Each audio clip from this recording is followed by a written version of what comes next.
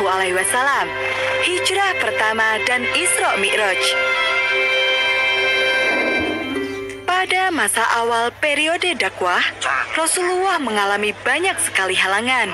Para pemimpin Quraisy datang menemui Abu Thalib, paman Rasulullah. Mereka adalah para pembenci Rasulullah. Tolong sampaikan pada Muhammad, demi nama baik keluarga kalian, dia harus berhenti berdakwah. Namun, permintaan itu ditolak oleh Rasulullah. Demi Allah, meskipun seluruh anggota keluarga mengucilkanku, aku akan terus berdakwah menyebarkan ajaran Islam. Rasul terus-menerus menyerukan kepada kaumnya bahwa tiada Tuhan selain Allah, dan semua berhala-berhala yang mereka sembah tidak memiliki kekuatan apapun. Dakwah itu memancing kemarahan kaum Quraisy. Mereka pun berencana untuk menjatuhkan Rasulullah. Selama ini, Muhammad tidak pernah tertarik pada kekuasaan. Dia dikenal jujur dan tidak pernah berbohong. Sangat sulit jika kita ingin menghukumnya. Jika tidak bisa menghukum Muhammad, kita hukum saja para pengikutnya.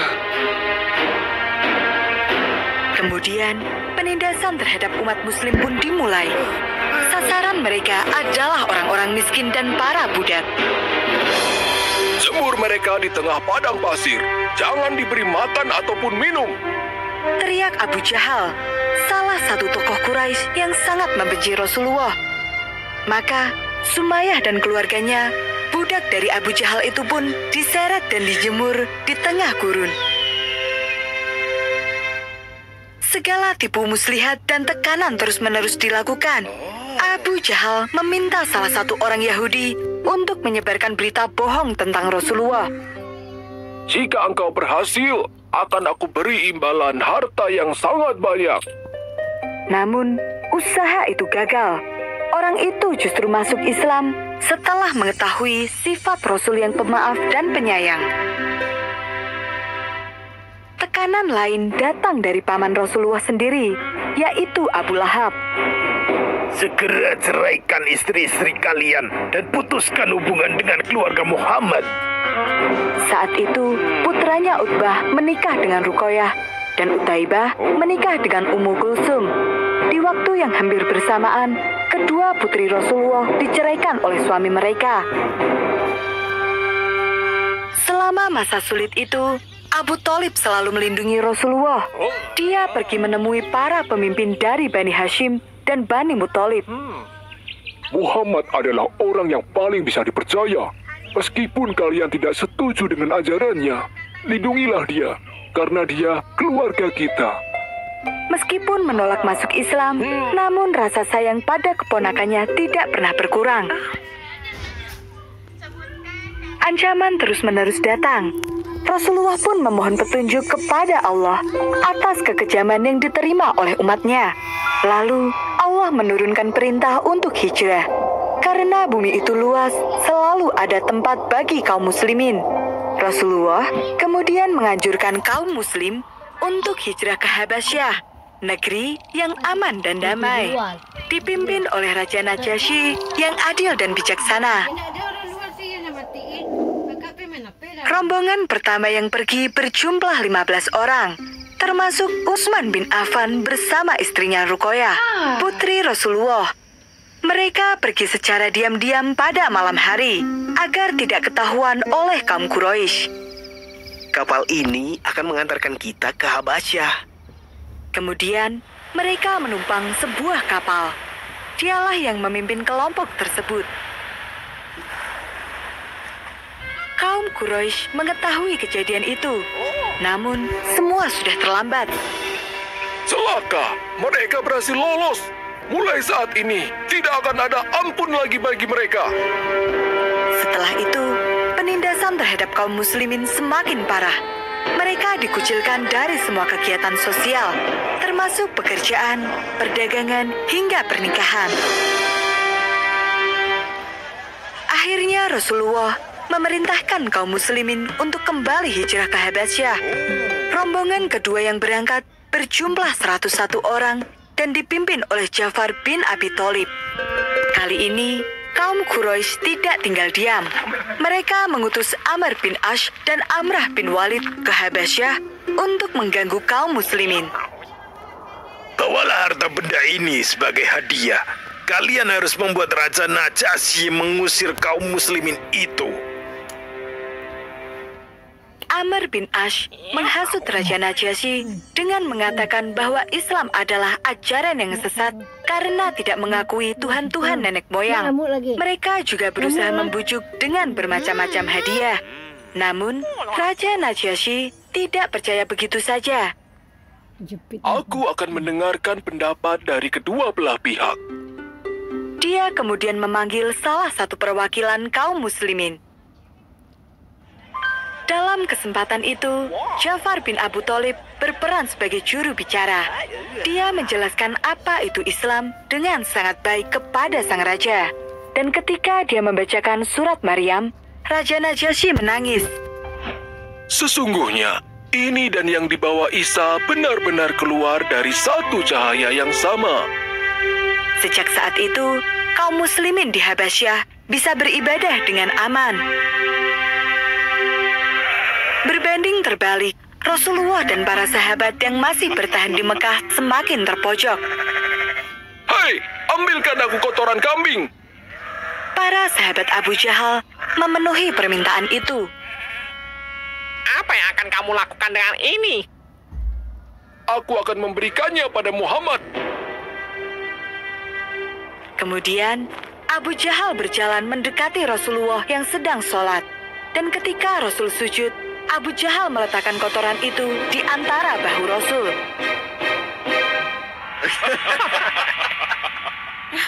Rasulullah tetap dalam posisi sujudnya hingga Fatimah Az-Zahra membersihkannya sembari meneteskan air mata. Itu adalah sedikit cerita tentang kekejaman kaum Quraisy terhadap Rasulullah. Pada tahun ke-10 setelah kenabian, Rasulullah menghadapi cobaan yang sangat pedih. Dua orang yang sangat dicintainya wafat. Mereka adalah Abu Thalib dan Siti Khadijah. Tahun itu pun disebut dengan Amul Husni atau tahun kesedihan. Kini, tidak ada lagi Abu Thalib, sosok kuat yang melindungi Rasul dari kekejaman kaumnya. Dan tidak ada lagi Siti Khadijah yang selalu setia mendampingi Rasul. Kaum Quraisy memanfaatkan kesempatan itu untuk menyerang dan menghina Rasul terus-menerus. Hingga akhirnya, Rasul memutuskan untuk hijrah ke Taif. Di sana, ada kerabatnya yang menjadi pemimpin besar yang dapat menerima dakwah dan melindunginya. Maka, berangkatlah Rasulullah bersama Zaid bin Harithah. Mereka berjalan kaki menempuh jarak yang cukup jauh. Sayangnya, orang-orang Taif menolak kedatangan Rasulullah. Kalian tidak diterima di sini. Kemudian, mereka mengusir Rasul beserta Zaid bin Harithah dengan lemparan batu hingga terluka parah. Dalam perjalanan pulang menuju Mekah, Rasul berdoa, Ya Allah, tunjukkanlah jalan yang lurus kepada kaumku, karena sesungguhnya mereka tidak mengerti. Di tengah kesedihan dan kesulitan yang dirasakan Rasulullah, Allah menunjukkan mukjizatnya yang sangat luar biasa. Pada malam itu, Rasulullah sedang berada di Hatim dekat Ka'bah. Malaikat Jibril datang menghampiri dan membelah dadanya, kemudian membersihkannya dengan air Zam-Zam. Selanjutnya, malaikat memenuhi hati Rasul dengan iman dan hikmah. Setelah itu datanglah Buraq, seekor tunggangan yang berwarna putih dan bersayap yang mampu melangkah secepat kilat. Rasulullah mengalami perjalanan yang luar biasa. Dari Masjidil Haram di Mekah ke Masjidil Aqsa di Palestina yang disebut dengan Isra, perjalanan malam. Setelah sampai di Masjidil Aqsa, Rasulullah melakukan sholat 2 rakaat. Dari Masjidil Aqsa, malaikat Jibril mendampingi Rasulullah naik ke langit sampai Sidratul Muntaha yang disebut dengan Mi'raj. Perjalanan yang begitu jauh dan mustahil itu hanya ditempuh dalam waktu 1 malam. Peristiwa itu terjadi pada tanggal 27 Rajab tahun 621 Masehi dan dikenal dengan nama Isra Mi'raj. Ketika sampai di langit pertama, Rasulullah bertemu dengan Nabi Adam. Di langit kedua, bertemu dengan Nabi Yahya dan Nabi Isa. Kemudian, di langit ketiga hingga ketujuh, bertemu dengan Nabi Yusuf, Nabi Idris, Nabi Harun, Nabi Musa, dan Nabi Ibrahim. Kemudian Rasul bertemu dengan Allah Subhanahu wa Ta'ala. Aku memenuhi panggilanmu, wahai Tuhan. Banyak sekali karunia yang diberikan oleh Allah Subhanahu wa Ta'ala kepada Rasulullah. Di antaranya, 1. Allah menjadikan Rasulullah sebagai kekasihnya. 2. Menjadikan umat Islam sebagai golongan pertama yang dibangkitkan dari kubur dan pertama dihisab. 3. Diberi 8 kebaikan, yaitu Islam, hijrah dari Mekah ke Madinah, jihad, sedekah, sholat, puasa Ramadan, memerintah kebaikan, dan melarang keburukan. Allah juga menjadikan Rasulullah sebagai penutup bagi para nabi, serta memberikan perintah penting, yaitu sholat 50 kali. Selesai berdialog dengan Allah, Rasul kembali turun. Dalam perjalanan, Rasul kembali bertemu dengan Nabi Musa di langit keempat. Dia bertanya apa yang diperintah oleh Allah. Kemudian, Rasul menjawab, perintah sholat 50 kali. Maka engkau dan umatmu tidak akan mampu mengerjakannya. Kembalilah kepada Tuhanmu dan mintalah keringanan bagimu.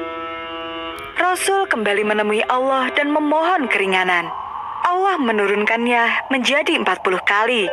Namun, 40 kali masih dirasa berat, dan Rasul pun kembali memohon keringanan. Hingga akhirnya, kewajiban sholat berubah menjadi 5 kali. Selain mengunjungi surga, Rasulullah juga diajak melihat neraka. Rasul bertemu dengan malaikat Malik, sang penjaga pintu neraka. Kemudian, Rasul melihat isi neraka. Api membara sangat besar seolah dapat membakar apa saja. Di dalamnya ada manusia dalam berbagai bentuk, dan mereka semua sedang menjalani siksa yang begitu pedih, sesuai dengan amal perbuatan ketika hidup di dunia. Ketika Rasul kembali ke bumi, Rasul kemudian menyampaikan apa yang dialaminya. Saat itu, Rasul bercerita kepada Abu Jahal dan kawan-kawannya. Sekali lagi, mereka tidak mau percaya.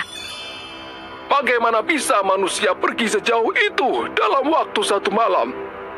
Apa yang engkau katakan itu mustahil bisa terjadi. Kabar tentang peristiwa Isra Mi'raj itu pun segera tersebar ke seluruh penjuru kota Mekah. Dan Abu Bakar, salah satu sahabat sekaligus tokoh besar, menyatakan bahwa dia percaya pada semua yang dikatakan Rasulullah. Karena itulah Abu Bakar mendapat gelar Asy-Syiddiq yang mempunyai arti membenarkan. Iman dan takwa kaum muslimin pun semakin meningkat. Namun, perjuangan mereka melawan kaum Quraisy masih panjang.